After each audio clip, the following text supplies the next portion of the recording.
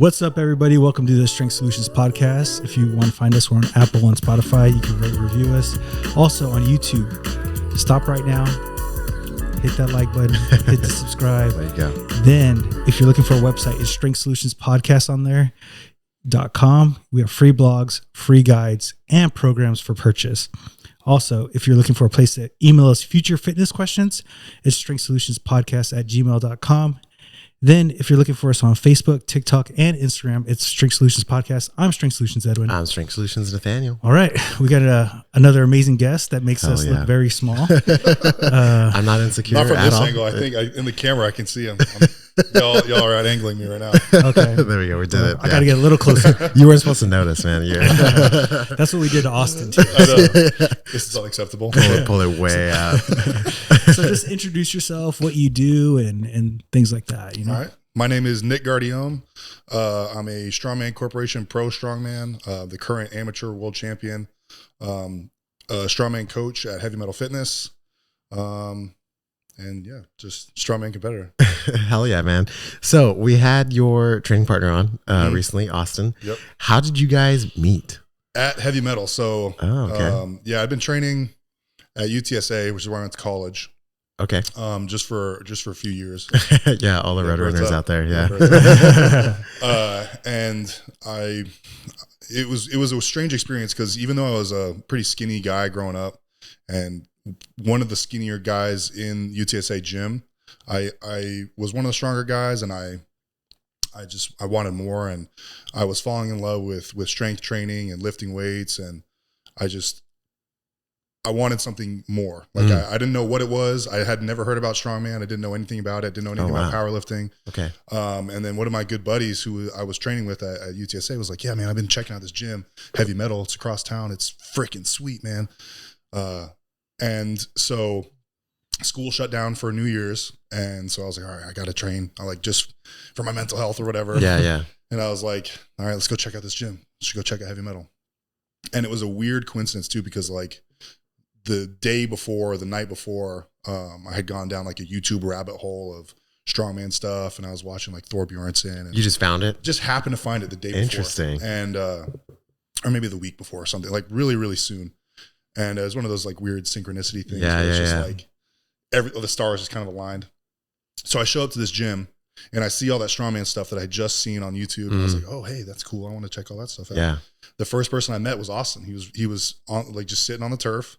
Damn. And nobody was at the front desk. So I walked up and I was like, "Hey man, like, what up? Like, can you show me around the gym?" He's like, "Get the fuck out." Right. I'm just a skinny 250-pound kid. Like at my height, 250 pounds is Right. yeah. Yeah. And maybe I'll send you guys some pictures where you could put them in. Yeah. The Hey, that'd be cool. Yeah. Yeah. So I walk in Heavy Metal, 250 pounds. I'm 6'5", so that's pretty lean. And I'm like, "Hey man, can you just like show me around the gym, whatever?" So I want to try some of the strongman stuff. Like, can you help me set it up and whatever? So he was super nice and helped me set everything up. And I ended up staying like 6 or 8 hours that one day, trying every single piece of strongman equipment. Hell yeah. And I closed down the gym. I closed down my girlfriend at the time, who's my fiance now. We're getting married in a month. And whoa! Congratulations, dude. Super exciting. You got a lot going on, man. Yeah. So girlfriend at the time, she like calls me and says, "Hey, like, are you alive?" Yeah. And like, So I'm just like completely wiped out. I tried log press, circus dumbbell, shield carry, yoke, farm. Like I tried everything. You're like on the ground. But I fell in love. I fell in love with it. And Austin was like, "Bro, I'm out. Like I can't hang out with you anymore." Like, and I was like, "Cool, I'll be here tomorrow to try the rest of the shit." And he was like, "Okay, bro, whatever." So, a couple days of that goes by, and then I know I keep showing up, keep getting in his hair, and I'm like watching him train. And I'm like, "Damn, this dude's a savage." And so, I'm like, we just kind of hit it off, and I'm like, "Hey bro, like, let me train with you. Like, you obviously know what the fuck you're doing. Like, let me train with you. I don't know anything. And this strongman stuff, I'm all in, 2 days in and I'm all in, Oh, wow. I'm obsessed." And, he was like, "Okay, like, cool. Let's just, just come through. I train, this and that time." And, so I started training with him, and then we just kind of never stopped. That's badass, man. How many years ago was that? It's coming up on 5 years in December. Let's go, dude. Yeah. So you said you were working out at UTSA. Yep. How did you work out before doing strongman stuff? Like, what was your routine like? Did you just do a bunch of whatever? Yeah. So I was doing, like a 6-7 day a week workout. I was doing like the, shoulder day, arm day. Okay. Bro split. Yeah. The bro split. I had no idea what I was doing.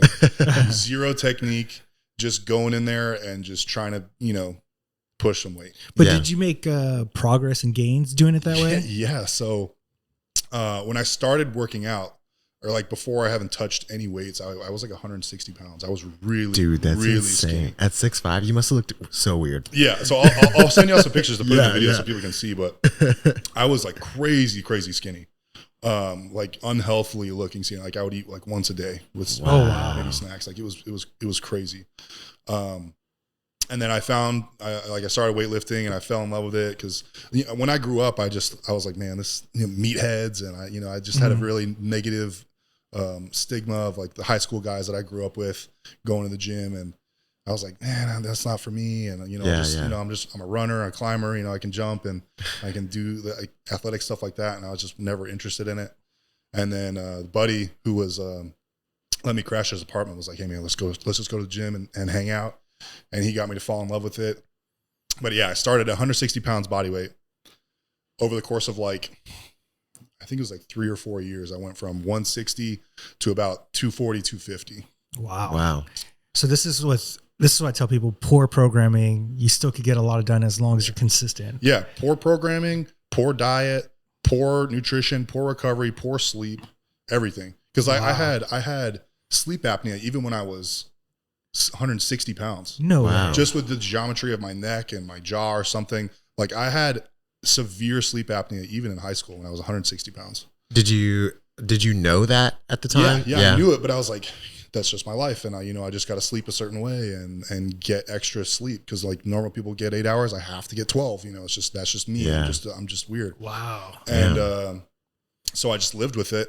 And even through all of that, even through absolute trash diet, zero programming, zero plan, just love of the sport and just lifting and consistency, and just trying to learn about different things and slowly kind of progressing. I put on almost 100 pounds. So when you were in UTSA or even through high school and stuff like that, you were telling us a little bit before that you were a runner, right? Yeah. Did you do that like through school, or were you just running on your own? Yeah. Yeah. So middle school, high school, I did a lot of cross country. High school, I did cross country and track and field. And then once I got to college, I was like, I was studying for mechanical engineering, which just takes up a lot of time. Okay. Yeah. So I couldn't really do both, like for the school or whatever. Like I didn't have a scholarship for running. So I was like, whatever, let me just focus on school because it was kicking my ass anyway.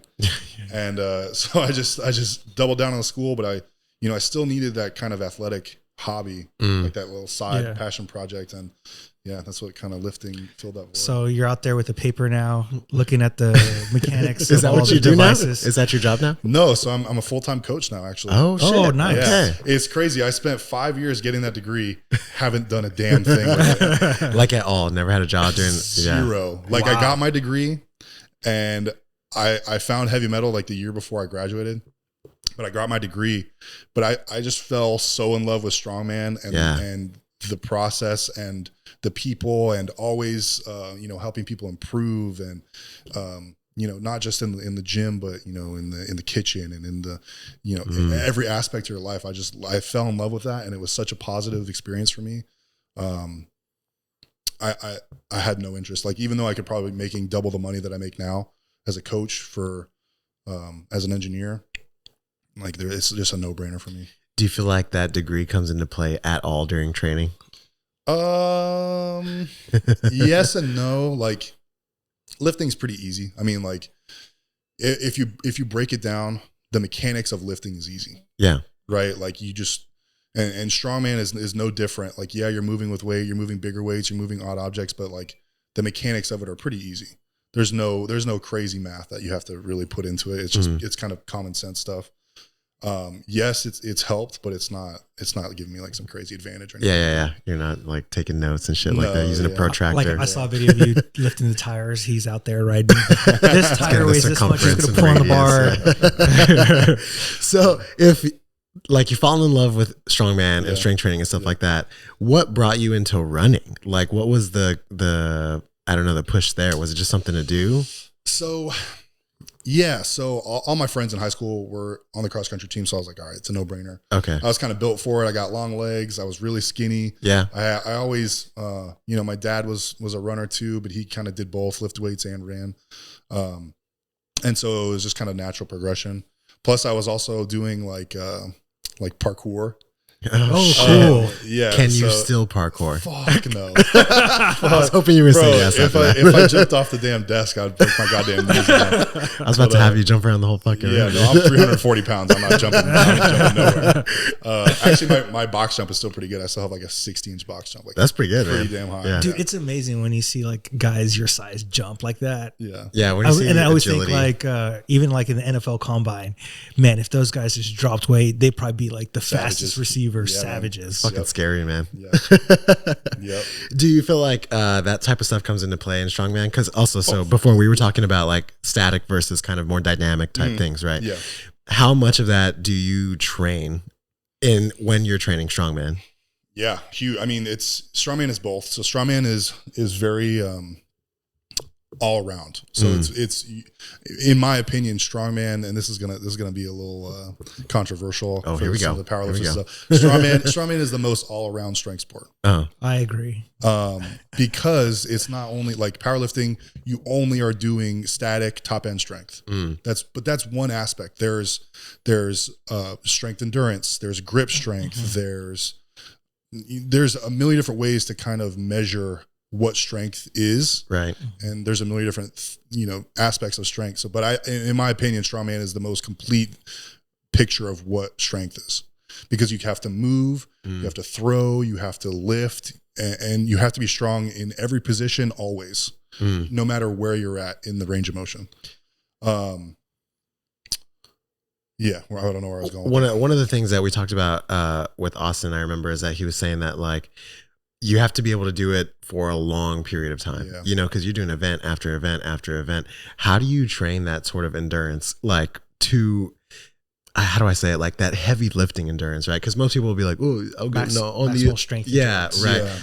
Yeah. How do you get to that point? What does programming look like up to there? Because you were also telling us that you're a coach, right? So do you have clients who do strongman as well? Yeah.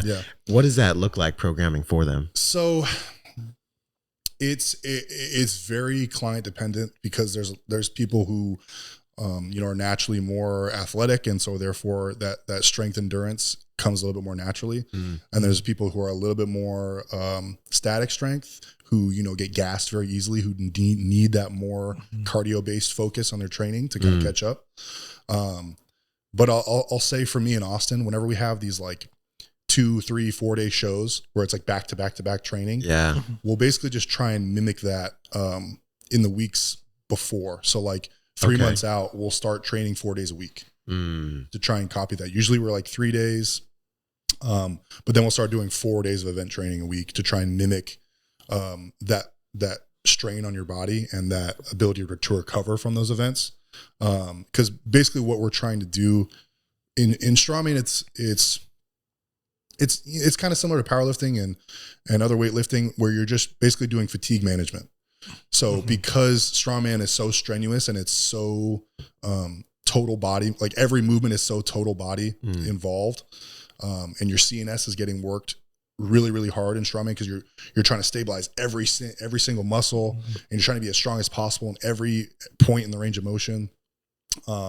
That basically we focus on fatigue management. So, if we start seeing signs of overtraining, we'll pull back, do scheduled deloads,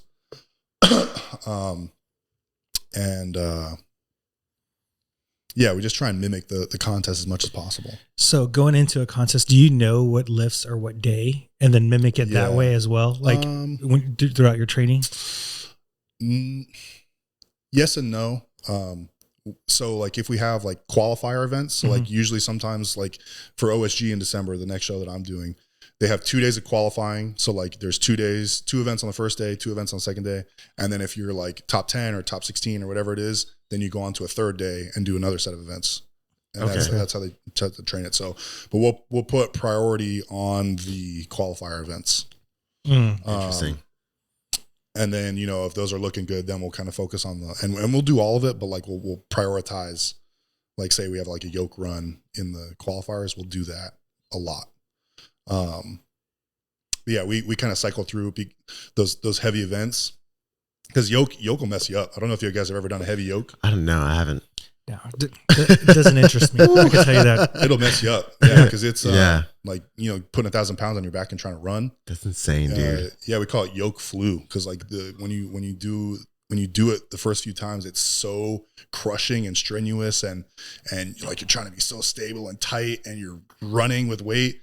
Yeah, we call it yoke flu because you'll like literally feel sick for days afterwards. Where you're just like so insane, beat up. Man. How do you even get up to like having 1,000 pounds on your back? What is that process? Like I can't even fathom. You know what I mean? In my head, I'm like 300 pounds is good. I'm cool. Yeah. Like I know powerlifting totals over 1,000 pounds. But, yeah, exactly. Right. Like it's like some people's whole totals is that. Yeah. You know. Well, I mean, you're only lifting it like 1 or 2 inches off the ground. But still, man, you got to run that shit down. You know. Yeah. I mean, you obviously start light. Figure out where you're weak. A lot of people, like a majority of people coming into strongman, the weakness is the glutes. Okay. So like pretty much, and we joke about it all the time. Like we got new guys coming in, you ain't got no ass. So like we just hammer glutes. We do a lot of hip stability stuff. We have an ATP at the gym. I don't know if you guys know that's like basically just like a belt squat. Okay. But you do like hip marches.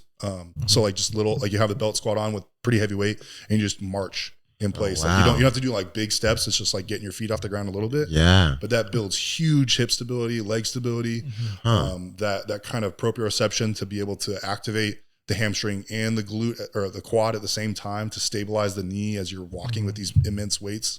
Yeah. Cause like basically every muscle in your leg, you need to be tensed.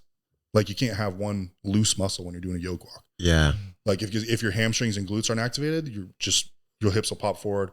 If your quads aren't activated, you're not going to get a big step forward. So like you have to kind of learn how to activate the whole leg at once and still be able to move and be stable. It's fucking insane, dude. Yeah, I can imagine. It sick sounds, afterwards. I'm kind of making it sound more complicated than it is. Like you just kind of walk with heavy. No,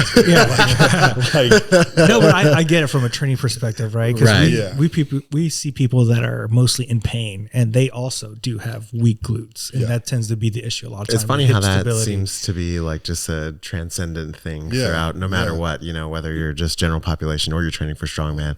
Why do you think that is? Why do you think that the glute always tends to be the main issue? It's easy to hide. Like you can have stronger hamstrings or a stronger lower back, and it's easy for an inexperienced coach or someone who's trying to figure out what's going on with you, or even just yourself. Like it's easy to delude yourself into thinking that there's no problem there because the hamstrings take over, the low back takes over, and you can't feel it. You know what I mean? It's one of those ones where you're just like, it's easy to misinterpret. Yeah, interesting. I never thought about it like that. You're right. Because there's so much that can make up for weak glutes. Right. Yeah. And then we kind of see that as like time progresses. If you're not targeting the glutes at some point, then you start to get injured in other ways. Right. Yeah.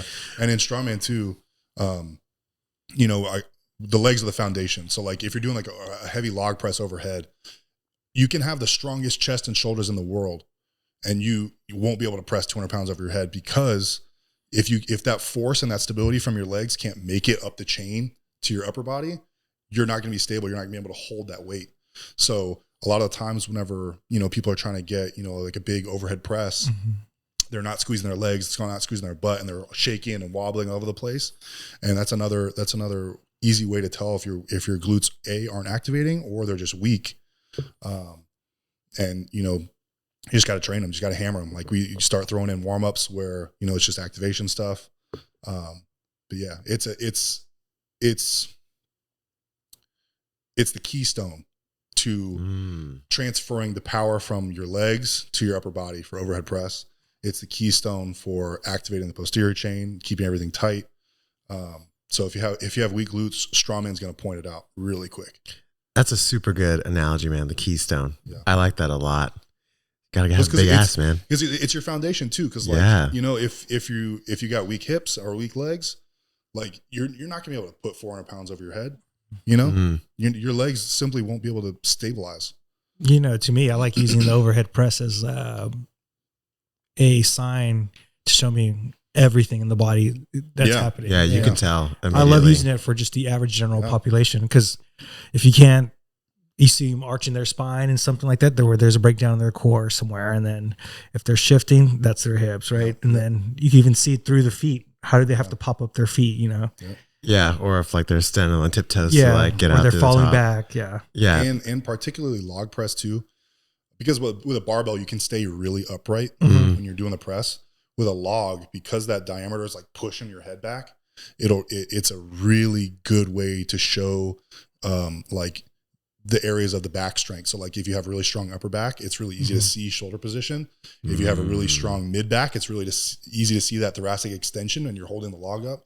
And if you have like a strong low back, you're going to lean back on the hips. So it's such a good way to just like assess people. How round is the log? How big is it? So there's 10-inch ones for women, and then there's 12-inch ones for men. Sounds like I'm a 10-inch guy. Look at these arms. They're not that very long. Man. That's great. Okay, so there's two different ones. 12 inches. That's fucking huge, man. Yeah. Because we were talking about when we were talking to Austin too. We were talking about like the difference between a 22-inch like Atlas stone and a 23-inch Atlas stone, and just like how much different that is trying to like wrap around that shit. Well, yeah, and it's a difference too for me and Austin, because I've got long arms and no gut. Austin's got a big chest and big gut. And I wouldn't say short arms, but shorter arms than me. So he's got like a double whammy of making Atlas stones difficult, because he, one, doesn't have the reach to get all the way around that stone and create the friction on his skin all the way around the stone. And then his gut also pushes it out further away from his center of gravity, making the lever longer and therefore harder. Yeah. And so, you know, with a slightly smaller gut and longer arms, I can generate more friction on the stone and keep it tighter, which makes it easier for me. When was even though he's still better than me in stats. It's bullshit. Yeah, it's fuck. This sucks, man. Motherfucker. It's because you don't being so goddamn strong. You don't realize he gets on top of the gut. There, yeah. Dude, the shelf is invaluable. It's a power belly, man. That's what it is. When was your first competition? Like outside of school, outside of college, like you're at heavy metal already. When was your first strongman show? Yeah. It was during Rona, so like right when Rona hit and everything shut down. Oh wow. So like I had joined heavy metal 3 months, like in January of that year, 2020. Damn. So like I met Austin, we started working out, and then he pretty easily convinced me to do a show, to just do like a novice strongman show within like a week or two. So like because that's how down bad I was. Like that's how into it I was and I am. But like, so I signed up for a show that was supposed to be in March, or like early April, March, whatever. But everything shut down in early March. Yeah. And so the show was like, well, we're going to have to postpone.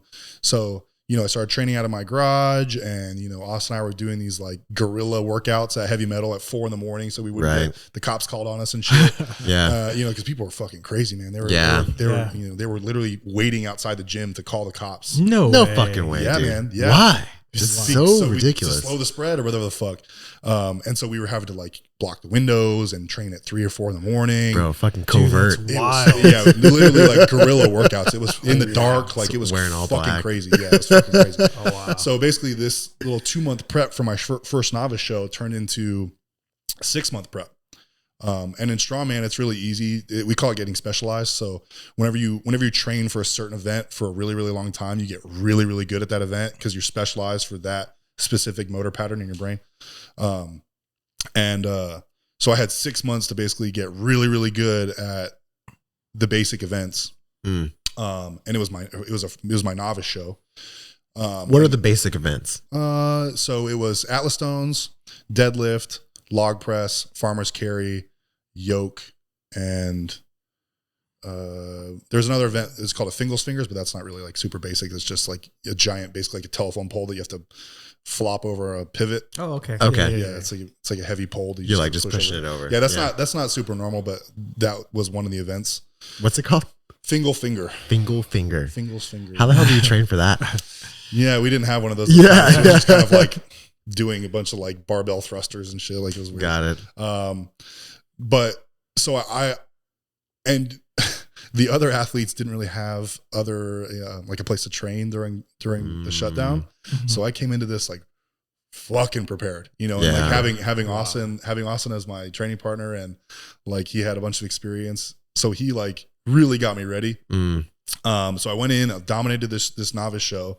I actually got booed going up to get my trophy. What? Yeah. What? Yeah. I have a video. I'll show y'all. No way. Yeah. And they were like, stop sandbagging, you piece of shit. Like, go in the open class where you fucking belong. And I was like, this is my first show. I've never competed. I've never competed. I'm new here, guys. Yeah. I was like, what the fuck? Yeah. Like, damn, dude. Yeah. It was great. I mean, I don't think they were super serious. Like, they were just like wanting me to be in the open class. Okay. Yeah. But yeah, got booed. That's insane, for being dude. a sandbagger. That's wild. Dang. What? Okay, so that was 2020, right? Yeah. So then after you win that competition, what do you go to next? So novice shows don't really mean anything. So when you do a novice show, it's basically like people that's their very first competition in strongman. So like you can do a novice show. If you didn't win the novice class, I think you can do it again. But I think the rules keep changing on that. I think now you can only do a novice show once, and then you have to go open. I think is how. Oh wow! Okay. So I won novice. I think a couple months later, I did another just like local show. But this is like my first. Oh man, this is a long time ago. Yeah, you just basically. So I went from novice to open, got my ass kicked a bunch. Slowly, because strength, there's no cheat code for strength. Like you either are or you aren't. And it's a marathon, not a sprint. So like it takes consistency and a lot of time and a lot of effort to get strong and to do it the right way. Because like if you take too much steroids, you're gonna fucking hurt yourself. You're gonna have health problems. It just is what it is. Just eat the food, do the work, do the recovery, and you get strong and you'll do it healthily. We need that on a shirt, man. Yeah, so just slowly start doing more open shows, slowly get better. My placings slowly come up. And then I think 2 years in, I do my first nationals. Got my ass absolutely handed to me. I came in there like hot shit. I thought I was gonna win. I thought I was the baddest motherfucker on the planet. I came in there, I basically almost dead last. Wow. My first nationals. And I was like, okay, got a lot of work to do. Yeah. Got it. Understood. What was different? What do you feel like you did, I guess, wrong? Or what do you feel like you could have prepared for better? Oh man. I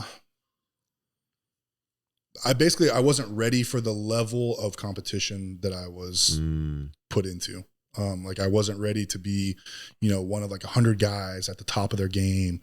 I wasn't ready for like the strictness of the down calls and that kind of stuff. It was just a learning experience. Like you have to do one shitty nationals to go and do well.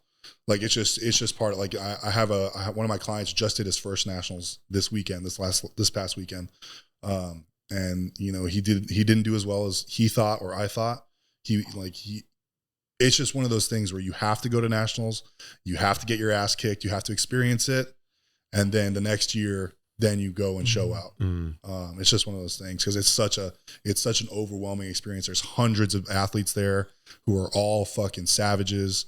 And it's a really quick, it's either really quick turnaround time on events. So like they're rushing you, or it's a really slow turnaround time where you have like 3 hours in between events. And you get cold. Shit. And it's like, you just gotta get that experience basically and learn from it and then come back.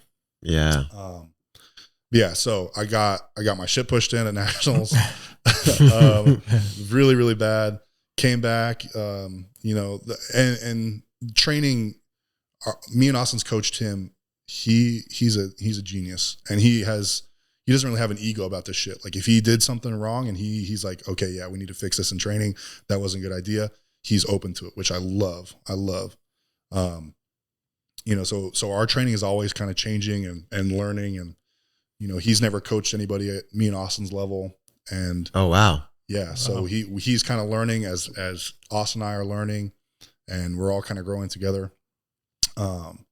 Which I think makes for a really like good dynamic because we all have our own strengths and weaknesses. Like me, Austin, and Tim, we all have our own little strengths and weaknesses, and we're all kind of bouncing ideas off each other. And I think it's like just a really balanced team. I think we got really, really lucky. That's badass, with our little team. Yeah, it's really, really sweet. How long? So Tim, right? Is he the owner of Heavy Metal? Yeah, he's the owner of Heavy Metal. Yeah, him and Michelle. Yeah, got it. How long has he run that place? I want to say coming up on 10 years. Wow, they were at a location before I joined. Okay, and they're now at the Lock Hill Selma location. Right. Yeah, that's where I know it to be now. Yeah, and they've been there for 7 years. How many clients do you have right now? I got about a dozen clients. Okay, both online and in person. Got it. But I'm pretty picky with my people. So like, if you're not super passionate about getting better, I'm not going to waste my time. Do you have both men and women? Yeah. Do any of the girls compete strongman? Yeah. Mm-hmm. Is that different? Yeah. So I've seen some strongman competitions for women, and it's crazy to see the difference. Yeah. Like in terms of just like, I guess just like caps of weight and things like that. How different is it to train like women for strongman as opposed to guys? So, I mean, the basic training modalities are the same, but you have to kind of take into consideration slightly. I mean, there's a lot of different factors, but women in general have a slightly longer recovery period. So the fatigue management is a little bit different. So therefore the, progressive overload is a little bit different as far as timings when we kind of pull back and go into deload, that kind of thing, how often we can go super heavy. And then also like, this may be a little bit controversial, but I'll just say it with girl, in my experience, girls need more mental coaching than men do for this sport. Okay. I don't know if it's because there's maybe like a negative stigma about girls getting big and strong or what, or if it's just interesting the kind of women that this sport attracts. But there's a lot of more of a mental aspect that goes into it with girls. What is that like breaking through that? I mean, it's not really breaking through. It's more of like just a constant reassurance. And, I haven't trained too many females. I'd say probably half a dozen, 10 females that I've coached. But every single one of them has needed like, let's go talk about this. Let's more go sit on the down. Mental side. Let's go. Let's go figure out what, why you're showing your head about this lift. Why is this number intimidating you so much? What can we do to get your confidence up? How can you come in with a better attitude? That kind of stuff. Interesting. Yeah. I have clients like that too, both like men and women. That for sure. It's I mean, I'm gonna have to have those conversations regardless.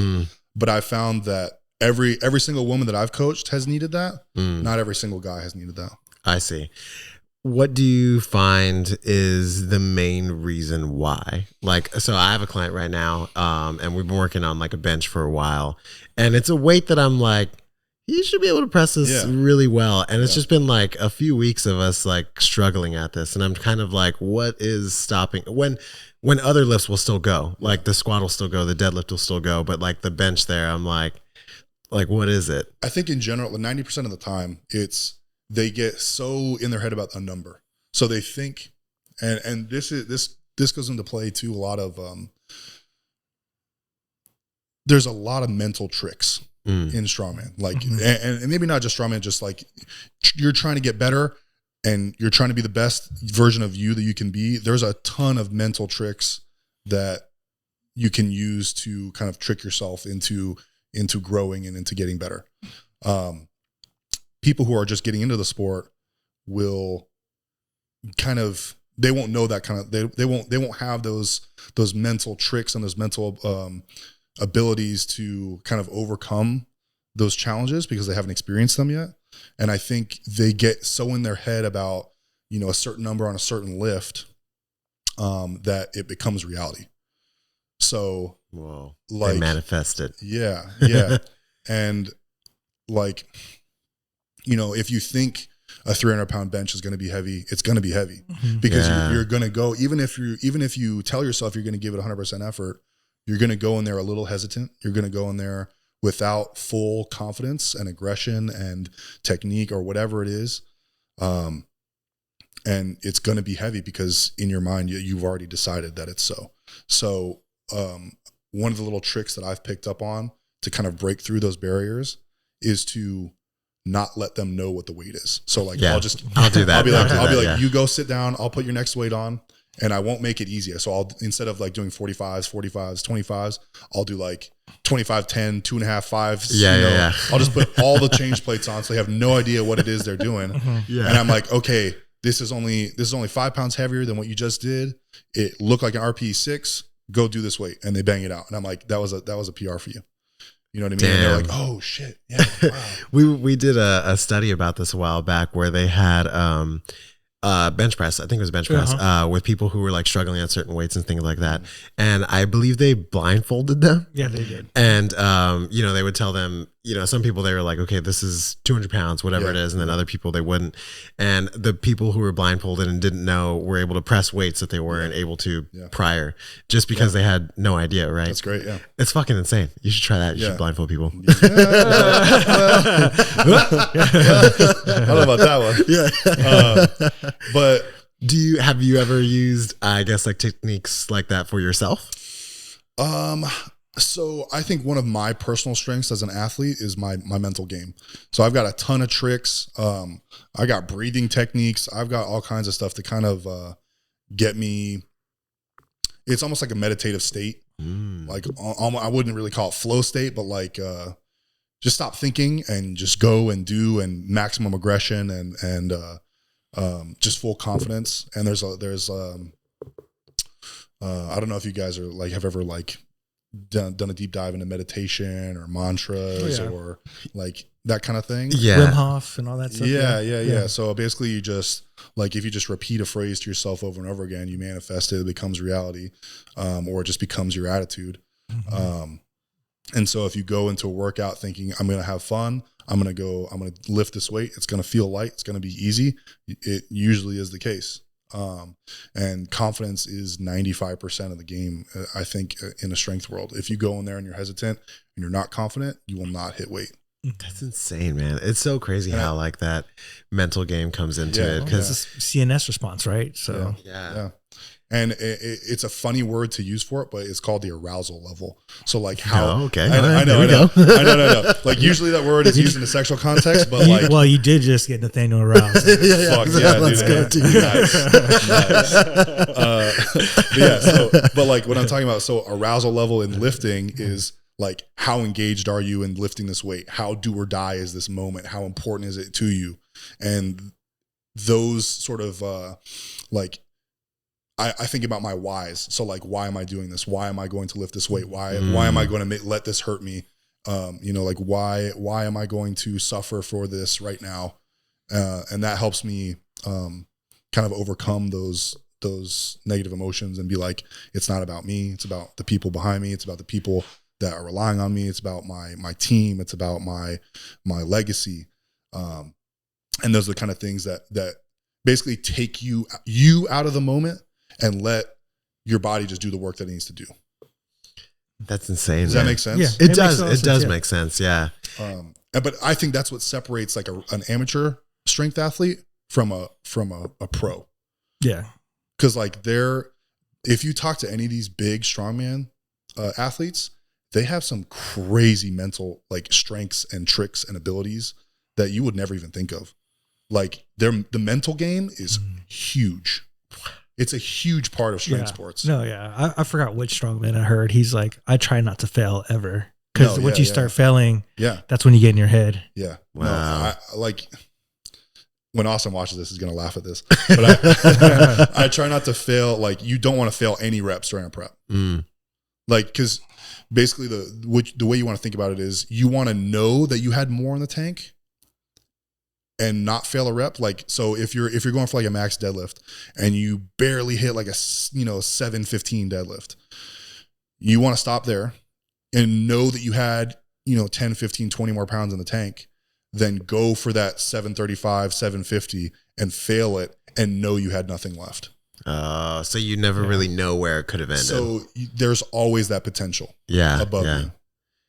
Interesting. I think that's where GP general population struggles the most, is because they think failure is a good thing, right? But psychologically it doesn't work like that, because they've watched so many bodybuilders like go train to failure, but that's not how you get stronger and get better. Yeah, I was just talking to one of my clients too, because he just kind of joined sort of a bodybuilding type thing, and he was talking about past coaches that he had that talked about going to failure and things like that. And I was like, I feel like you said, too many general population people think that that's like the maximum way to train. They're like, if you're not hitting that shit, then you're not working hard enough. And I'm like, dude, if y'all aren't doing that shit, then why the fuck do you think you should be doing that? Like, it's insane. I don't know if I've ever failed a rep, because I just don't even go that far. You know? So I mean, and most of the work is done in that RP 7-8 range anyway. Like, you don't need to dip into that RP 9-10 range where you're on the verge of failing. Like, you can get a lot done in that 70% range. So it's wild, right? Just to think like training at this level, they never fail, but then everybody at this level is always failing. It's just insane to me. To think. It's crazy, because me and Austin will get people coming to us all the time, and you know, they ask for our coaching and they ask for our programming, and we give it to them, and then, you know, they start showing us failed reps. They start adding extra work. They start doing their own thing. And we're like, bro, why come to me then? Like, why pay me? Why ask me for coaching? I feel that right now. Like, bro, we've done it. We've walked the walk. We've learned the lessons. We're giving these to you. That's insane. That's what you're paying me for. Why would you go around that? Like, we're telling you what you need to do. We had my brother on here, and he listens to us a lot, and he trains a lot, but he's not a coach or anything. And he tries to help people like at his job and things like that. And he was like, I don't know how you guys do it every day. Like, I'm tired of giving advice out and people just like fucking being like, no, I know better than you. And what the fuck are you talking to me, boy? Literally. How old are you? 29. What's the youngest client you trained? I had a 15-year-old kid. Okay. What is it like training someone young like that, as opposed to, what's your oldest client? I had she was late 50s, early 60s. Okay.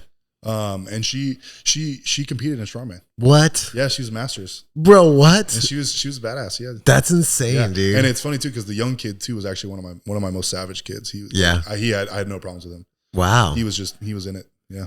That's crazy. Yeah. What is it like in those like master classes? Like, it's a whole new world. It's like, you gotta really know your shit if you're doing a master's, because any sort of overtraining, any kind of missed, like if I miss a fatigue marker, and you know, we go into overtraining at all, their potential for injury is huge.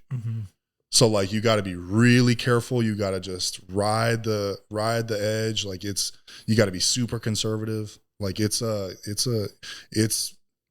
honestly, for me, it was like my more stressful coaching experiences, because like, you don't want to get them hurt, because they're another person. Like, you don't want to hurt them, but their risk of getting hurt is so high, and they have so many, like, they've got a lifetime's worth of injuries that you need to work around, and like, they've got all this experience, like, from their own trials and tribulations that they're giving you, and you're trying to meld it all together while, you know, trying to get them stronger and reach these numbers that they want to hit. And it's coaching is fucking hard, right? Yeah, it's not. Dude, I feel like a lot of people think the job is easy. Like, I feel like people. I mean, you can make it easy. I guess you can put your shit in AI and fucking send people bullshit workouts. Yeah, you can make it easy. True.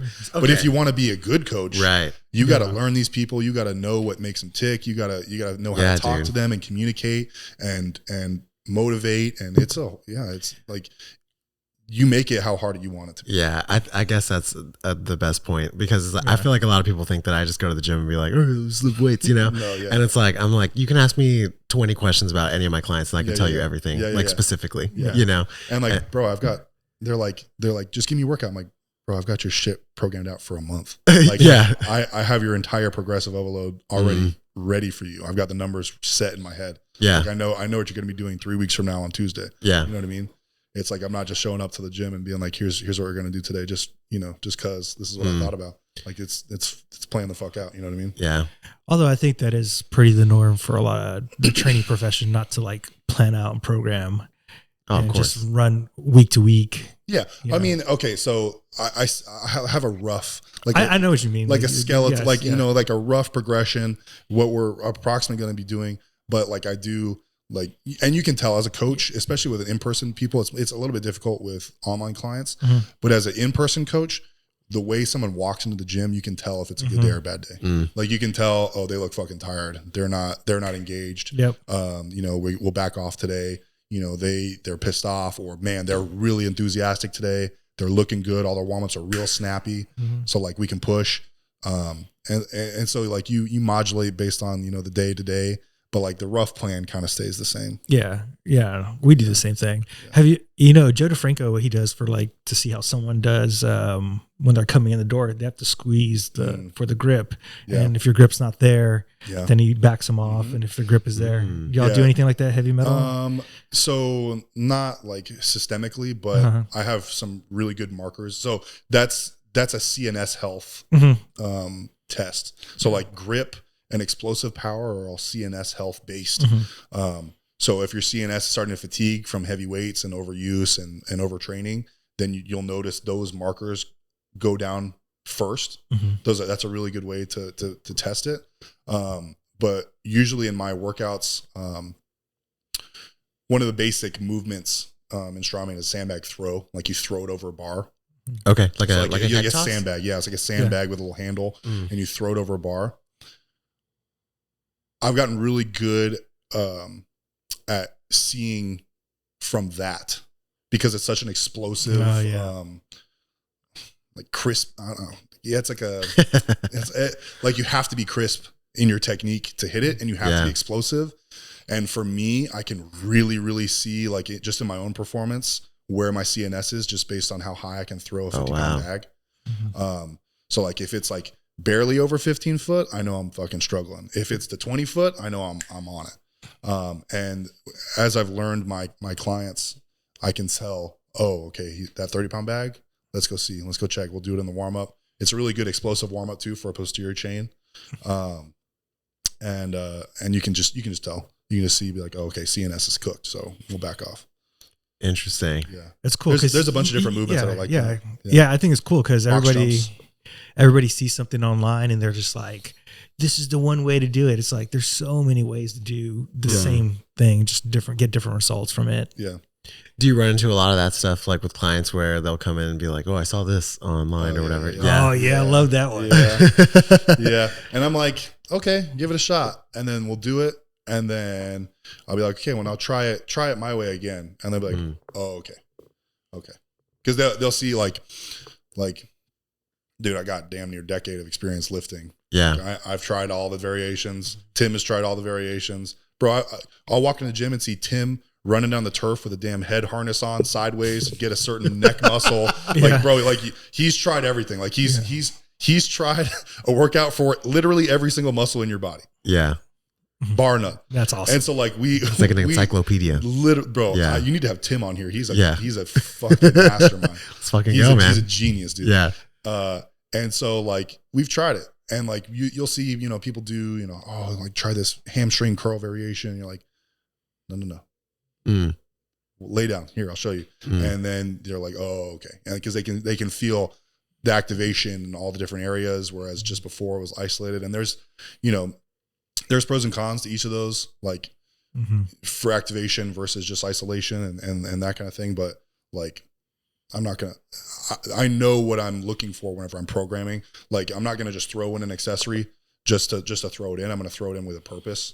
You know what I mean? And so if the purpose is to activate the glute and the hamstring and the calf and that whole posterior chain with a reverse hyper or whatever, then I don't want just a hamstring curl or like just a glute kickback. You know, I'm looking for the whole posterior chain as an accessory for whatever we're doing. You know what I mean? What are some of your favorite exercises? So back to the ATP, which is just like a belt squat, and you put the weights on a little carriage and it slides up and down. We do these stiff-legged deadlifts on the ATP where you put like half the weight on the bar and then half the weight on the sled on the belt, basically. Okay. And it just like forces you to stay in perfect deadlift position through the whole range of motion. And that sounds so cool. It cooks you. it cooks you. And at the same time, it teaches you where you need to be at any given point in the deadlift. Throughout the entire range of motion. Yeah. So it's basically a belt squat, but it's got rails on either side to put a bar, and you can just kind of set the bar to whatever height. What? An ATP is what it's called? Yeah, it's called athletic training platform. Yeah. But it's like a pit shark just kind of has the lever with you put the weights on with a belt. Yeah. This is like a like kind of like a cable crossover where it's got the cable that comes down. There's some pulleys and it goes to a sled. And so you can have a bar with weights. I think I've seen it there. I've been there once for a powerlifting competition. Yeah. I think, and I remember looking at it and being like, "What the fuck is that thing?" Yeah. No, it's If there was one piece of machinery that I would ever have, it would be that. Interesting. Besides like a squat rack or whatever. Yeah, it'd be that because it's so versatile. You can do so much shit on it. That's pretty cool.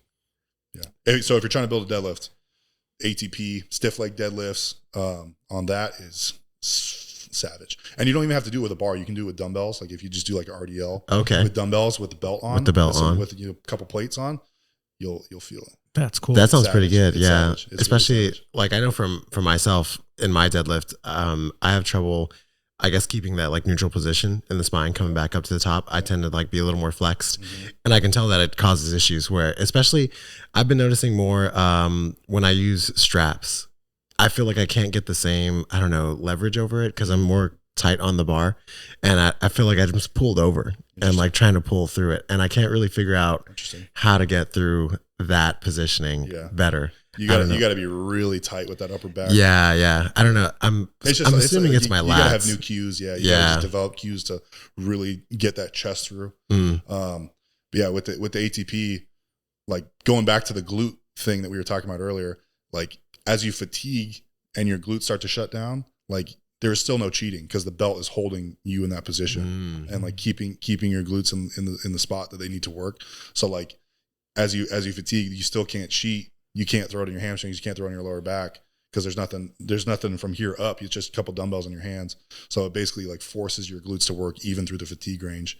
I need one of those as they're shutting down. Bro, come through heavy metal. I'll show you guys. Dude, yeah, I think we're gonna try and be there pretty soon. I think in October or something like that. Yeah. Because we were talking to Austin about it, but I know he has a competition coming up. Come through. So man, fuck yeah, dude, I'm super down. It's like the reverse hyper. I like that machine. Yeah. The reverse hyper. You could do a lot of different things on there that most people don't do. Yeah. So we have the Rogue Donkey, which is a reverse hyper GHR combo. Okay. So it's got the handles that you can move around and then you can turn around, put your legs up there and do GHR. Another one that we've been doing lately is GHR deadlifts. So you put your feet in the GHR on the reverse hyper and then you lean over instead of just doing a normal GHR, you grab the reverse hyper pendulum and you deadlift on the GHR. Okay. Yeah, because Austin said something about that, and I was like, "What the fuck is he talking about?" Like, I was like, "I don't understand how that even works." It's like even 50 pounds will blow your back up. It's crazy because it's like super isolated. Yeah. Damn, that's pretty good. Yeah. Okay, that makes more sense now. Bro, come through. We'll show you all the stuff. Dude, yeah, I'm super down. It's fun playing around, man. Yeah. And like this is the kind of stuff you'll see when you walk in there because Tim is like upside down in a GHR for no reason. You're like, what the hell are you doing? And he's like, I'm getting this isolation on this. Man, you really feel the tension right here at the top where usually you're deloaded. And he's like in the range of motion low, and you're like, all right, bro, like fuck. Damn, he sounds awesome, man. Yeah. He's you know what it tells me? He thinks about everything as like, here's a stimulus, here's a response, here's my goal. Yeah. And he just goes through the progression. Stimulus is my favorite word. Yeah. Stimulus and arousal. But no, like genuinely, like not even as a meme, like all my client, like when you come in doing strongman, you think every workout needs to be heavy, right? And like as a new lifter, you think every workout needs to be heavy. Yeah. I'm like, no. Stimulus, not destruction. Every time.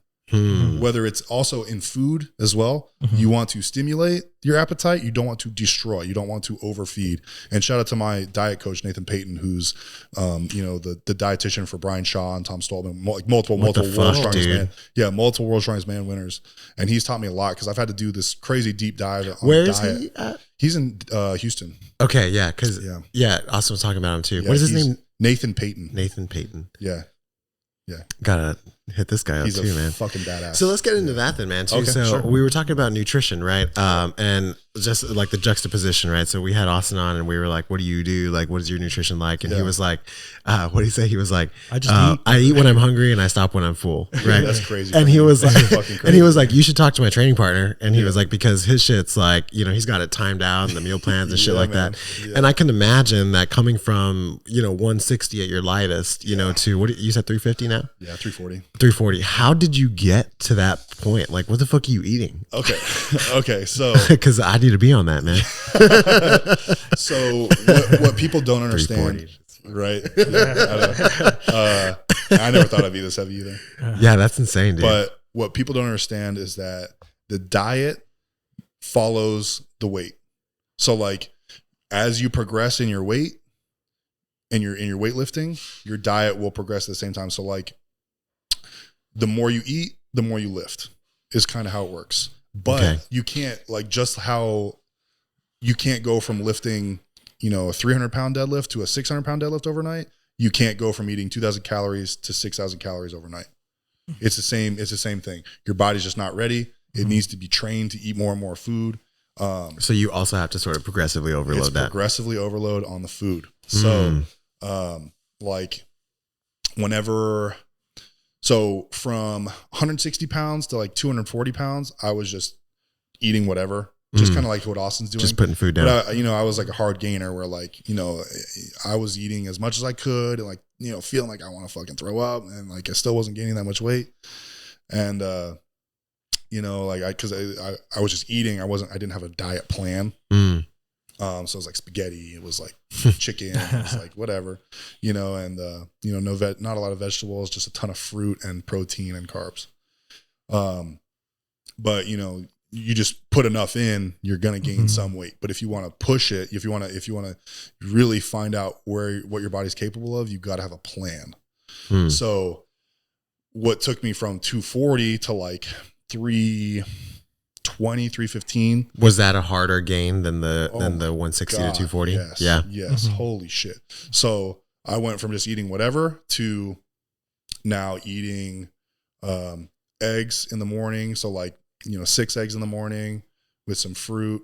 And then, what fruit? What fruit's your choice? So I like a lot of berries, like blackberries, strawberries, but it's now, like a bear. Yeah. But now I'm like, Nathan Payton has me like on a pretty strict like set of items.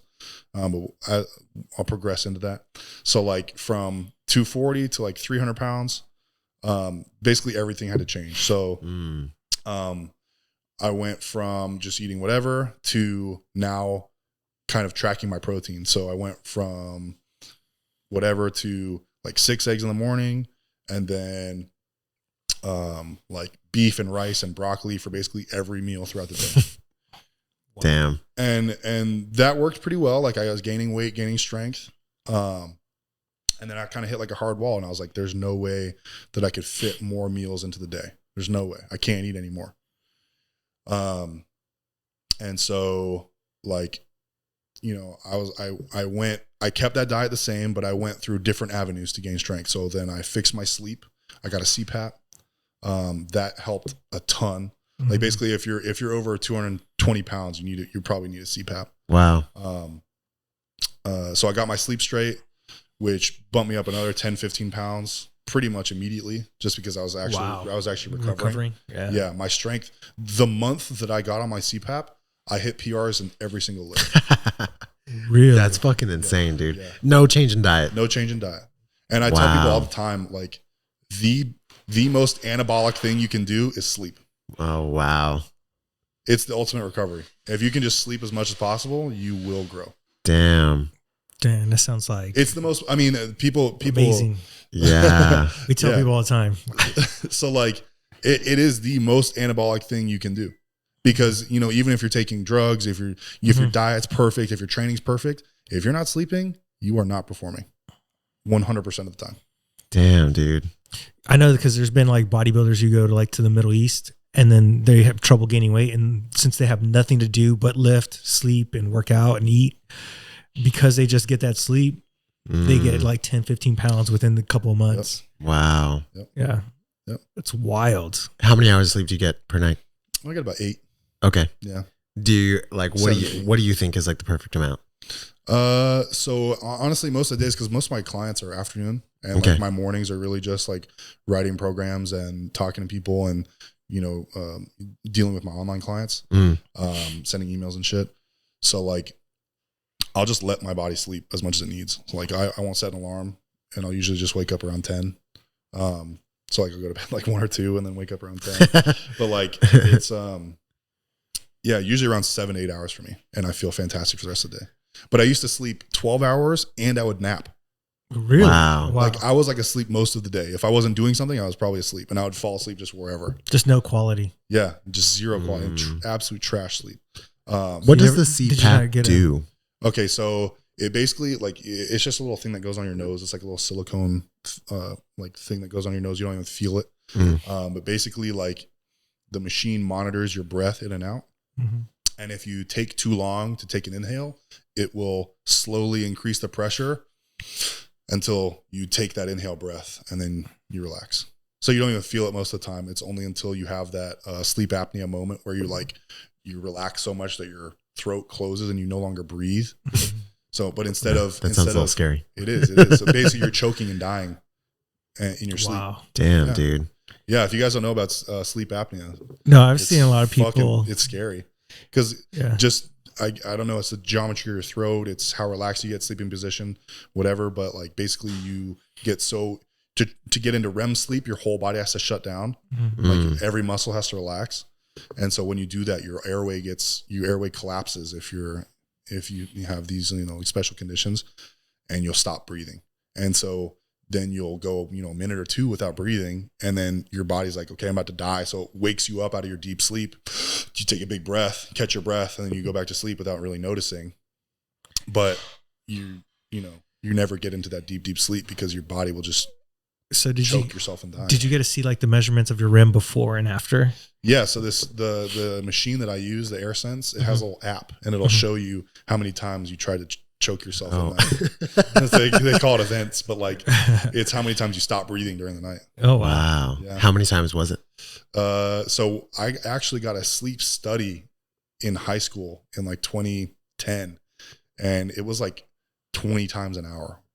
What? Yeah. So basically every 2 minutes I would hold my breath for 2 minutes. And at that point the doctors didn't say, hey, just take this CPAP machine? So what the fuck? They did, but they wanted me to try their new technology for their fucking clinic. And it was this mouthpiece that was like molded to my teeth on the top and bottom. Sorry. And it was like molded to my teeth with top and bottom with a rubber band that would pull my jaw forward.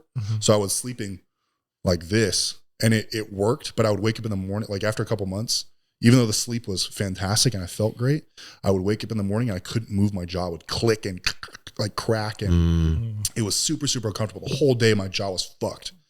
And then I had to put it back on at night, and it would like pull it right back into that uncomfortable position. And so I just slowly started never wearing it. Yeah. And I was like, I can still get my sleep, like whatever. Like it was just not a priority because I wasn't a strength athlete. I wasn't trying to push my performance. So it wasn't a priority. How did you find out you had sleep apnea? So I've got 4 brothers and sisters. Okay. And they were always complaining that I was fucking snoring. Okay. Oh, wow. Yeah. So like, I've heard that. It's always like somebody else that points it out, right? Yeah. Cause you don't know. You just know that you're tired all the time, and you just wake up and you're tired, and you just never feel like you can get enough sleep. But yeah, so like, even though in my childhood home, my room was like way off on the other side in the corner by itself, my sister on the other side of the house through like 5 closed doors would be like, dude, I could fucking hear you fucking diesel engine over there. Honking through the house. Yeah. Damn, that's insane. Well, that's a security alarm system. At least people know there's someone there, right? Yeah. Or like, you'd go hang out with friends and you'd fall asleep on the couch, and they'd show you a video of you going, like on the couch fucking dying, Like, I can see the guys just doing that every time. They're throwing Skittles in there, So like, put the it's not good. It's not good. It's kind of embarrassing, And it's like, and you never felt good. And then it got to this point where like, I'm taking Strongman so seriously now that like, I have to fix it. I have to. And now I literally cannot sleep without it.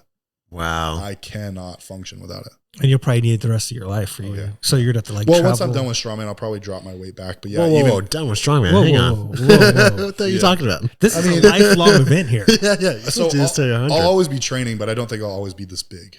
Okay. Yeah. So your nutrition will change. Everything will change. Once I'm done with competitive strongman, everything will change. When do you think that'll be? Hopefully 20 years. Yeah. I would love, my dream is to have a long, successful career in strongman. How old is the oldest person competing right now? Do you know? So they have masters. They have people that compete in 60s, 70 years old. What is the weight class at that point? Are you still like 340 at that point? There are a couple of guys. The two that are popping in my head, Nick Best and Mark Felix, I think they're like 56, Mark Felix, 62. Right. He still competes. Wow. He's maybe 300 pounds, something like that, 320 something. Damn. I don't know. So you can kind of maintain that. Yeah. Wow. Yeah. We were talking with Austin and I think I asked him like, when do you think that you're like, I guess in strongman, because you look at other professional sports and they're like, oh, this guy's 35, like he's out. You know what I mean? He's like 28, he's done. Yeah. It's like, fuck, dude. Yeah. And so when do you feel like that point is in strongman, and why do you feel like it's different compared to other sports like basketball, football, etc.? Just because strongman is so strenuous. Like it really does take a toll on your body. Like competing, y'all heard that? I didn't hear nothing. But competing really does take a toll on your body. It'll beat you up. It beats up your joints, beats up your CNS. It takes a lot of time and effort to be good at the sport. And I just think, it's different for everybody. Like, some people could, burn out at 28 and their body's destroyed. It depends on, and it boils down to your training. Are you overtraining? Are you destroying your body for no reason in the gym, or are you saving it for the competition floor? And, how often are you competing? How much mileage are you putting on your body during the year? Like you'll see these guys, they'll compete every other weekend for 6 months in a row. And you'll be like, dude, how the fuck are you still functioning? It's insane. Where like as me and Austin, and I'm not saying it's the correct solution, but it's worked well for us, and I think for the way that we approach strongman, competing, just 3 or 4 times a year is ideal. 3 or 4 times a year. Yeah. And I think that like, and if you look at Brian Shaw, who's got one of the longest careers, and Zadrunas Savickas has one of the longest strength careers, like they don't compete all the time. They let their bodies heal. Yeah. They take the time off that they need. I'll notice a lot of times their bodies, and then they'll just compete whenever it counts. That they'll like take the, they'll opt out of doing a competition or whatever, and then they'll come back for the, the next one a few months later. So it's crazy. You're talking about like training 3 to 4 times, and it makes me think of like sports like soccer, football. They're adding more games. They're adding all this. You're seeing a higher rate of injuries than ever before, and people are like, why are they getting injured so much? Well, they're never able to recover throughout their whole seasons. And it makes so much sense, at least to us. But to the average person, they're just like, they shouldn't be getting injured. Their training must be bad. I was like, well, they just don't get a time to rest. That's it. Well, it goes back to that fatigue management too. Like the muscle itself takes about 7 days to recover from like a really strenuous movement. But the hard tissue, the cartilage, the ligaments, the tendons, it takes 21 days on average to recover. Damn. So like if you're hitting a heavy squat and you're not giving yourself those couple weeks to fully heal from that heavy strenuous squat, and you go back to that same movement pattern, you're at a pretty high risk of fucking yourself up, tearing something, because those tendons, the hard tissues is what takes a long time to recover. And I think too, that's what happens with contest injuries is these guys compete so often, they build up that fatigue, and your hard tissue can't recover. And that's why you snap a bicep off. And does it accumulate? Like, or would you like? I'm not sure with the science on it, but I'm just like, and you can feel it. Like you can feel how your arms feel, how your knees feel. Like you can tell. And if you just listen to your body, I think you can avoid 99% of injuries. That's the hard part, listening. Yeah. Right. Dang. Yeah. It makes me think about when I was in high school. But that's being a smart athlete. Yeah. Every time I was in high school, like at the end of the season for powerlifting, I always like felt injured. Like my back would go or something like that. Well, I kind of know now, like I never had time to recover. Coach would always push every week leading up to even the prep for that Saturday. Just like, man, it was all the way up to then. Yeah. Like literally it was like Monday, Tuesday, and then Wednesday, you're still going hard. And then you get like 2 days of rest and then. But and you got to let your central nervous system recover. You got to let your mindset recover. Like you can't just be fully engaged and locked in and disciplined and insanely focused all the time. Like you have to let your brain rest too. That's wild. And like the last couple weeks leading into a contest, especially for me, is like there's so much mental focus and conditioning and psychology and stuff that goes into it that it's like I don't think about it basically anything else. Like I tell my athletes, I'm like, look, you guys got your programming for the week. I'm going to focus on this. I have basically like a whole week or two of just like dialing in my own brain. And like, it's a whole process. Wow. When is your next competition?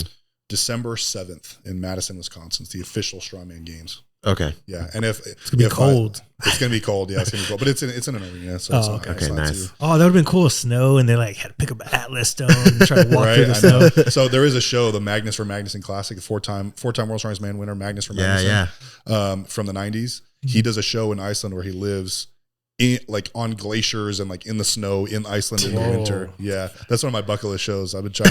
I was bugging him whenever I was around him at Worlds last year with Austin. I was like, "Hey man, you gonna invite me to Magnus?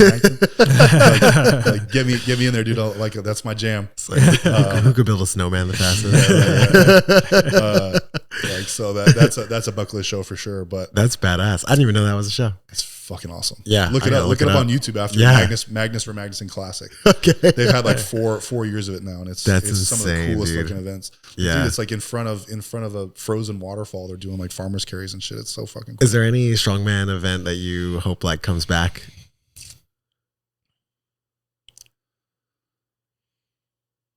I really like doing like a Husafell carry. They don't really do it a lot. And that's one of the events that they do at the Magnus for Magnuson because it's like a Icelandic traditional stone, like a natural stone that you have to pick up and walk with. Okay. And I may be a little bit biased because it's one of my better events.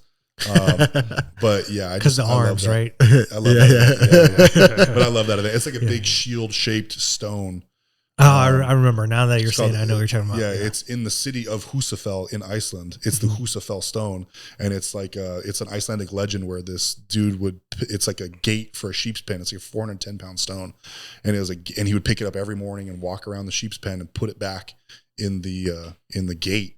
And like if you were able to pick it up, it's called like half sturker, and if you're able to walk around the sheep's pen, which is still there from like the 700s. So you're using the same stone. The same stone. That's cool. That's cool as hell, dude. Yeah. So you go to Iceland, you can actually use it. You gotta get in there. Wow, dude. One day I will. But if you can like walk all the way around, it's called like full starker or whatever. It's pretty cool. It's like there's like a whole bunch of, and there's a ton of Icelandic like legendary stones. Yeah, freaking cool. The Hercules hold, right? That's one. Yeah. I like that one, man. I don't know if that's Icelandic, but it's definitely an event. I missed that one. That one's badass. Yeah. Man, I used to watch them all the time, man. Y'all are getting me back into this stuff. You gotta come back, bro. Gotta come back. Yeah.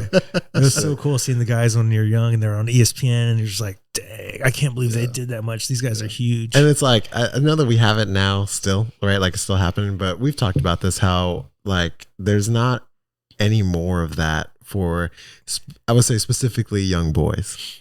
On TV, I don't know, like people to look up to in terms of strength, because we talk about that, like old movies, what I mean? You watch like fucking Terminator or some shit like that. And it's like, my brother was telling me the other day that he was watching, I don't know, cartoons with his son or something like that. And he was like, every hero is like a girl, or it's like small, fragile, or it's just like different, and it's like you don't have any of that stuff happening anymore. Like when I was younger, I watched like fucking Dragon Ball Z.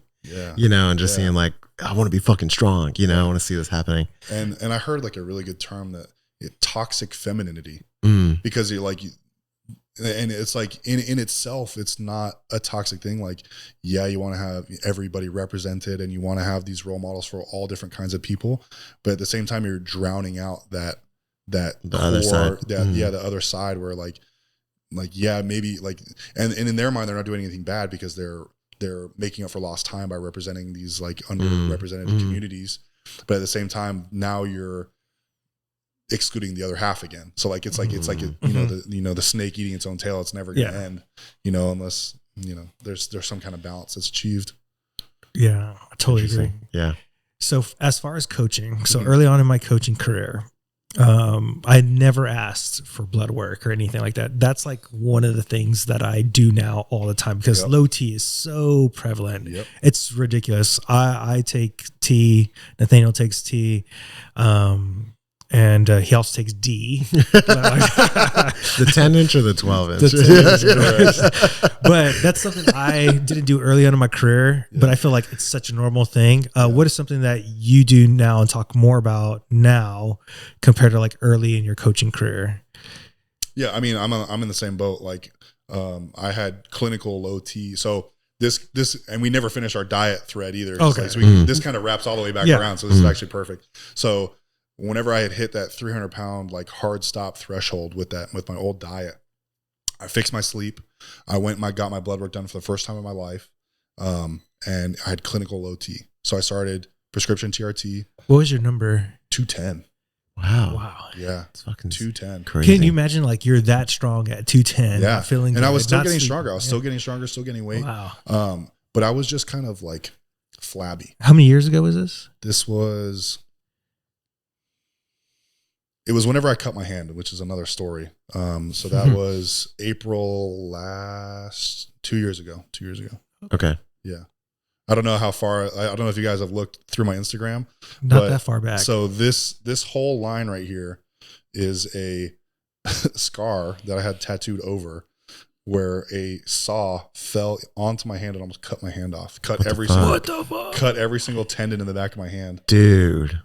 Yeah. And you're still lifting heavy shit. You're crazy. Yeah. Well, it's my extensor, so it's not really, not really. Okay. Not the important one. Not the important one.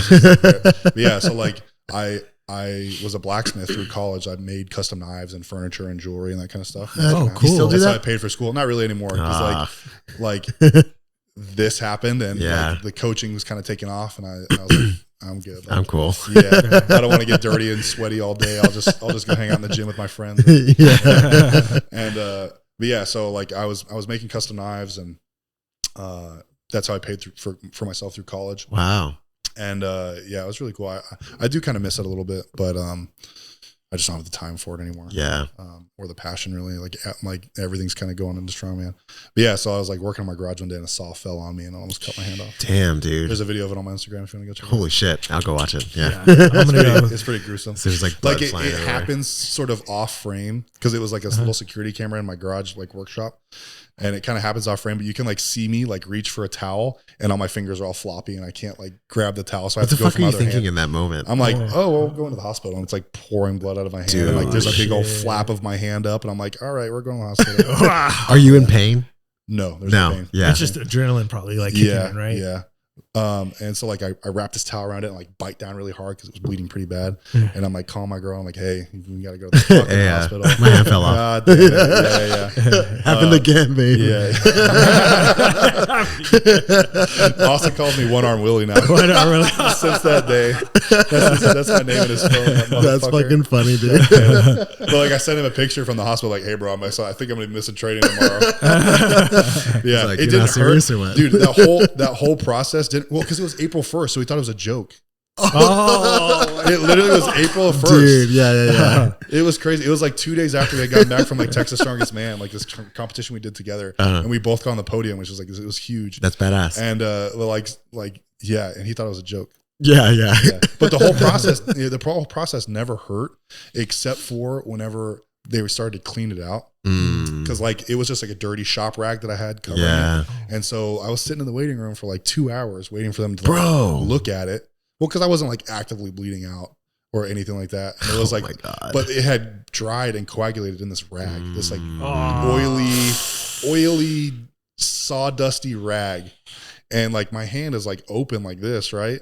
And so it had gone, like the rag was inside of it and it had coagulated. So first off, they had to rip that out of the inside of my hand. They had to pull that out of the inside of my hand. More, do more. Which already was pretty bad, but it wasn't the worst part. And then to do the rough stitches, just to hold it together until I could get in for surgery to attach the tendons and shit. They were like, yeah, we're gonna have to clean it out. So they washed out the inside of my fucking hand flap. They cleaned it all out, and they're like, yeah, you got to stick your hand in this bucket of iodine for 5 minutes. Oof, and so I put my hand in this bucket, and it was probably the worst pain I've ever felt in my life. It literally felt like the inside of my hand was on fire. God damn. Have you ever watched Dune? Yeah. Oh, with the box? With the fucking Gom Jabbar and the box and shit. That scene is what it felt like. Where it's like his hand is like melting. Yeah. Bro, I was dripping sweat. I was shaking and like holding my hand in this bucket because it's literally the inside of my whole fucking hand. Dude. It was crazy. It's crazy. Damn, man. Damn, dude. That's insane. But anyway, so back to the diet. So anyway, 210 testosterone. I had 210 tests. So I got my blood work done because of that. And they were like, "Holy shit, your test is like there is none." Yeah. So like you're basically just a girl. So like let's get you on some TRT. So got on TRT, but it was the same month that I did my CPAP. And my TRT. Dude, you must have been fucking flying around. Bro, it was like, You're like I was like a whole new man. It was crazy. And so like that bumped me up to like 320, 325. And then, about 3-4 months ago, I got on with Nathan Payton, and it's been like a whole new thing. Like he's letting me, like basically eat like a wide range of proteins, wide range of fruits. But his thing is insulin sensitivity. So like, so we do, we just basically on non-training days, we just eat enough carbs for my brain to function. And then on training days, we push the carbs. So we do a little carb cycling, but most of the time it's like no dairy, no fat, no oils, no sugar, super, super clean and lean so that you can build that insulin sensitivity. So when you need it for a heavy workout, and you eat the sugar and the carbs, your body will use it. Your body will use it to 100% of its. Interesting. Makes sense. So you're like desensitizing yourself. Yeah. So that then you resensitize. Yep. That's really cool. I've heard people do that with protein, so they can resensitize themselves to protein. Like literally, like when I got on with him, I did like 3 or 4 weeks of like the super strict diet just to get my insulin sensitivity back up, where it was like no sugar, no creams, no oils, no nothing, just lean meat, like almost no fats too. It was just from like fruits and vegetables and stuff the fats were coming from. And so like my first cheat meal, I had like I went to Whataburger and I got like a soda and a burger and some fries, and I was literally drinking the soda, and like I started sweating, and I was like, "What the fuck?" And I finished the soda, and I'm like, "It's really good." no, like it was like a sugar rush, like when you were a kid. Wow. And I had not experienced that for so many years, and I was just sipping on the soda on the way home. Yeah, and I literally was like, "Whoa!" Like I felt like I was on fucking crack. So I'm about to start doing parkour again. Crazy, but it was crazy because like I haven't had like a sugar rush since I was goddamn 10 years old, and I was like blown away by like how desensitized I had gotten to carbs. What soda was it? This is Dr. Pepper. That's crazy, man. And so like even just like French fries and a soda and a burger, and I literally felt like I had taken like 3 scoops of pre-workout. It was unbelievable. Whoa, it was unbelievable. Dude. It was unbelievable. And like so that kind of blows my mind because I'm like, the amount of carbohydrates people eat now just on the daily basis, and they're like fucking tired. Yeah. Exhausted. And it's like, that's just because your body's not using it. We should be like that. You know what I mean? You should have a soda and be like, fucking, I'm ready to go. You have to be strict 90% of the time to be able to have that sensitivity in 10% of the time. Interesting. Yeah. It makes sense. I mean, yeah. And I don't think people have that like weekly discipline to stay. No way. Like, do 2 weeks of no sugar, no fat, no dairy, and then, only use the carbs when you really need it. It's like, so I'm lactose intolerant. It's a performance thing. Yeah. Yeah. And with dairy, for me, especially, my body has a really strong inflammation response to dairy. So like if I, I don't think I'm lactose intolerant, but if I have a lot of dairy in my meals, I can feel like my joints pop. Like when you get out of the bed in the morning and like your knees crack or your elbows crack or your ankles crack or something. If I don't eat dairy, that doesn't happen anymore. Wow. Yeah. So it just like keeps me just slightly inflamed in my joints. Interesting. Yeah. That's pasta for me. You maybe you have like a gluten intolerance. I do have a gluten intolerance because corn too. Did I tell you the story about the beer? The one that I gave you? No. Oh, okay. No, when I went to BJ's one time, I had literally 2 beers. And it felt like I was just like buzzed out of control. And I was like, I told my wife, I was like, you're going to have to drive my car. And I had 2 beers. She's like, what a and bitch. that's when I knew, okay, that, and then like bread, like if it's like, I do well with sourdough, but like the other bread. That's all I eat is sourdough and rice. That's the only 2 carb sources I have. Right now. Unless it's like a cheat meal. Yeah. And I was just like so drunk just off of 2 beers. I was like, how much do you weigh? Probably at the time I weighed probably weighed about what I weigh right now, about 210. Yeah, there's a problem. You have more weight. Yeah. Oh, I need to get bigger, huh? Yeah. That's victim weight, buddy. So then what's Nathaniel? He's under I think I'm like 196. Right now. Oh no. And what's sad is my goal now is to get much smaller, because my son wants to go like hiking and stuff like that. Well, you can't carry a lot of weight on you if you go hiking. And you're gonna stay at Big Ben, and I was just like, I guess I have to start doing some cardio and like trails and stuff like that. Yeah. Have you done any like other sort of training? Like, have you ever done bouldering or anything like that, just for fun? I mean, like not while I'm like in a prep for Strongman. Yeah, but dude, I love bouldering. We're not talking about picking up boulders. And then no. Like, no harness rock climbing. No. I mean, if I'm not like actively in a show where I'm trying not to get hurt or get fucked up for my training, like I'll just do whatever. Yeah. That's pretty cool. I love. I wonder how much staying athletic. That transitioned into your training because you're doing that stuff, right? Like people think that you have to just train that way all the time to reach this goal, but actually, like they've shown, like kids who have multi sports do much better in their sport as they're older versus someone who specialized at a young age, because they're strengthening different ranges of motion and giving more stability overall. So like if I'm a basketball player, playing soccer and other sports allows my hips to be in different angles, different ranges of motion, and I strengthen as I am as a kid. I think it was in London, they did the Olympics. The average person had 6 different sports that they played. Wow. Mm-hmm.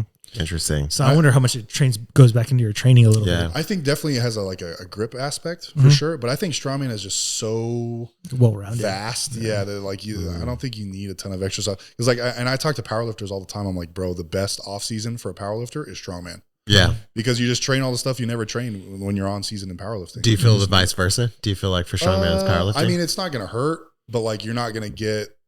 I mean, it's always good to push your big 3 up, the squat, bench, and deadlift. It's always good to have bigger. But I feel like an off season for Strongman is just lighter Strongman with more cardio in it. It's not powerlifting really. Doing some ladder drills. And or just doing like timed rest, less weight, triple the sets. Wow. That kind of thing. Yeah, I could see that because it's very like very static, right? In strength at one point, like you're saying, then there's another one that's movement based. You're hitting every range of motion just differently. Yeah. Because like on season Strongman, like we're always working on deadlift. We're always working on overhead press, which translates to bench really well.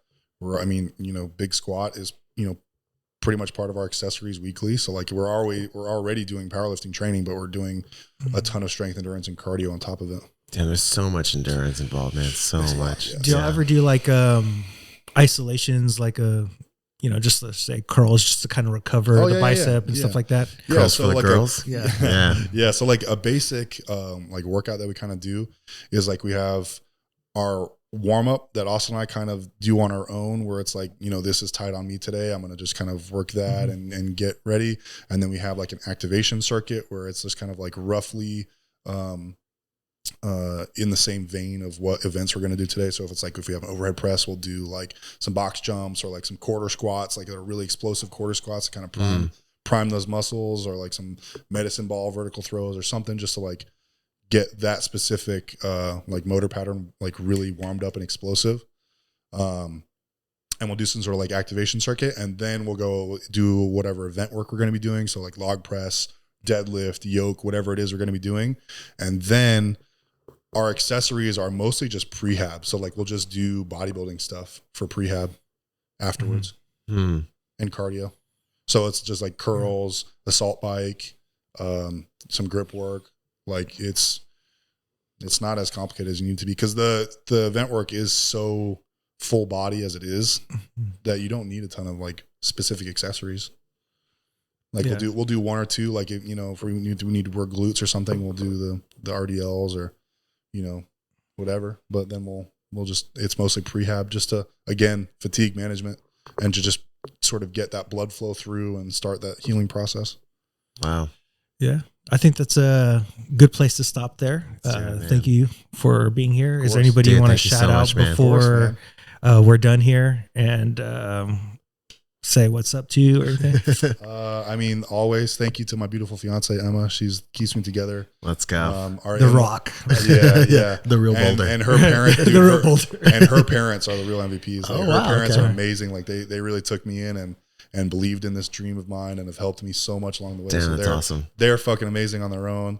I mean, Austin and Tim and Michelle, you know, they're my people. And then, you know, I got sponsors. I'm Cerberus Strength Athlete. They sell.